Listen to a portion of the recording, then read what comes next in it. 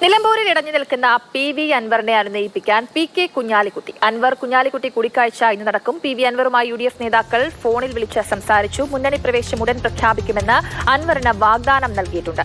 കൂടുതൽ വിവരങ്ങളുമായി രാഹുൽ KV ചേരുന്നുണ്ട്. രാഹുൽ, ഇടഞ്ഞു നിൽക്കുന്ന അൻവറിനെ അനുനയിപ്പിക്കാനുള്ള നീക്കങ്ങളാണ് നേതാക്കളൊക്കെ നടത്തുന്നത്. ഏത് തരത്തിലാണ് ചർച്ച പുരോഗമിക്കുന്നത് ഇപ്പോൾ?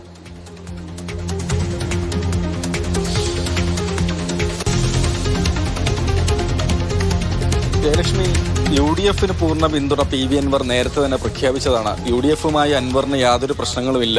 UDF പ്രവേശനം വേഗത്തിൽ വേണമെന്നൊരാവശ്യം, അതിനുള്ള സമ്മർദ്ദമാണ് PV അൻവർ നിലവിൽ നടത്തിക്കൊണ്ടിരിക്കുന്നത്. നിലമ്പൂരിൽ അൻവറിന് സ്വാധീനമുണ്ട് എന്ന് തന്നെ UDF വിലയിരുത്തുന്നു.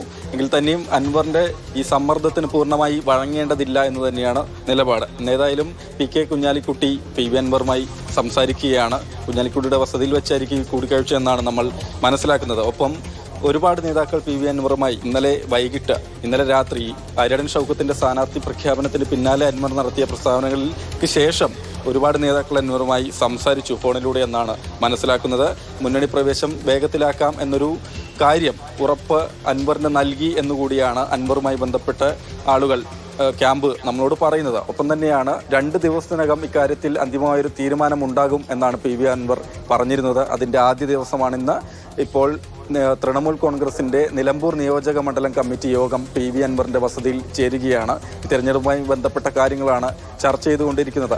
ആര്യാടൻ ഷൗക്കത്തിനെ പിന്തുണയ്ക്കുന്ന കാര്യത്തിൽ മാത്രമാണ് അൻവറിന് വിയോജിപ്പുള്ളത്.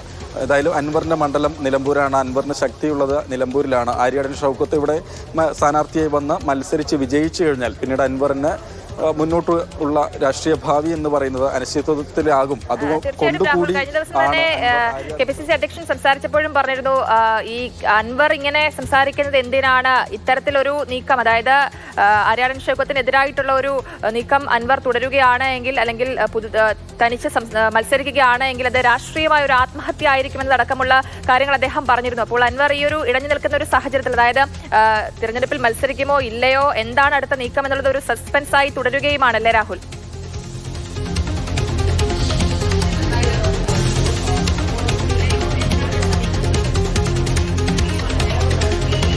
ജയലക്ഷ്മി, നാളുകളായി UDF ഇടത് സർക്കാരിനെതിരെ പറയുന്ന അതേ കാര്യങ്ങൾ അത് തന്നെയാണ് PV അൻവറും പറഞ്ഞുകൊണ്ടേയിരിക്കുന്നത്. അപ്പോൾ നിലമ്പൂരിൽ PV അൻവർ ഒറ്റയ്ക്ക് മത്സരിക്കുകയാണെങ്കിൽ, അല്ലെങ്കിൽ തൃണമൂലിന്റെ മറ്റൊരു സ്ഥാനാർത്ഥി വരികയാണെങ്കിൽ ഒരേ ആശയം പറയുന്ന ആളുകൾ, ഇടത് സർക്കാരിനെ താഴെ ഇറക്കണമെന്ന് ആവശ്യം ഉന്നയിക്കുന്ന ആളുകൾ തന്നെ പരസ്പരം മത്സരിക്കുന്ന ഒരു സ്ഥിതിയാണ് വരിക. അത് ഗുണം ചെയ്യില്ല എന്നുള്ള വിലയിരുത്തൽ തന്നെയാണുള്ളത്. എങ്കിൽ തന്നെയും ഒറ്റയ്ക്ക് അൻവർ മത്സരിക്കുമെന്ന് പറയുന്നത് അത് മത്സരിക്കാൻ വേണ്ടിയല്ല, മറിച്ച് ഒരു സമ്മർദ്ദ തന്ത്രം എന്ന രീതിയിൽ മാത്രമാണ് എന്ന് UDF വിലയിരുത്തുകയാണ്. ഈ സമ്മർദ്ദത്തിന് പൂർണ്ണമായി വഴങ്ങുന്നില്ല, പക്ഷേ അൻവറിനെ തള്ളുകയുമില്ല. അൻവറിന് സ്വാധീനമുണ്ട് എന്ന് വിലയിരുത്തുന്നു. അതുകൊണ്ട് അൻവറിന്റെ പിന്തുണ ഉറപ്പാക്കുക തന്നെയാണ്. ഞാൻ നേരത്തെ പറഞ്ഞതുപോലെ UDF പൂർണ്ണ പിന്തുണ, നിരുപാധിക പിന്തുണയുണ്ടാകുമെന്ന് അൻവർ നേരത്തെ തന്നെ പറഞ്ഞതാണ്. അൻവറിനെ സഹകരിപ്പിക്കാമെന്ന് UDF നേതൃയോഗം തീരുമാനിച്ചതുമാണ്. പക്ഷേ മുന്നണിയുടെ ഭാഗമാക്കിയിട്ടില്ല. തൃണമൂൽ കോൺഗ്രസിനെ UDF എടുക്കേണ്ടതില്ല എന്നൊരു നിലപാടിലാണ്. കാരണം ദേശീയ തലത്തിൽ തന്നെ തൃണമൂൽ കോൺഗ്രസ് ഇന്ത്യ മുന്നണിയുടെ ഭാഗമായി അങ്ങനെ നിൽക്കുന്ന ഒരു കക്ഷിയല്ല. അതുകൊണ്ട് സംസ്ഥാനത്തും തൃണമൂൽ കോൺഗ്രസിനെ UDF ഭാഗമാക്കുക എന്നത് വേണ്ട. എന്തായാലും PV അൻവർ ഇടഞ്ഞു നിൽക്കുന്ന ഒരു സാഹചര്യത്തിൽ അനുനയിപ്പിക്കാനുള്ള നീക്കങ്ങൾ തന്നെയാണ് UDF നടത്തുന്നത്.